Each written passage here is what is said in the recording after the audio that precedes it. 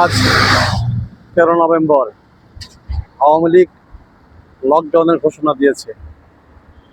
এ নিয়ে নানা জল্পনা কল্পনা চলছে, কিন্তু যে যাই বলুক না কেন, রাস্তায় গাড়ি ঘোড়া অন্যান্য দিনের তুলনায় অনেক কম। আমি গুলিস্তান ফ্লাইওভারের উপর দাঁড়িয়ে এখন কথা বলছি। এখন এই সময়ে, এখন বেলা প্রায় 2:30 বাজে। এই সময়ে এই ব্রিজের উপরে প্রায় জ্যাম থাকে প্রতিদিন, কিন্তু আজকের যে অবস্থা তাতে মনে হচ্ছে অন্য অন্য দিনের তুলনায় আজকে গাড়ি ঘোড়া চলাচল অনেক কম। অর্থাৎ বলা চলে প্রায় 10 ভাগের 1 ভাগ গাড়িও চলছে না এখানে।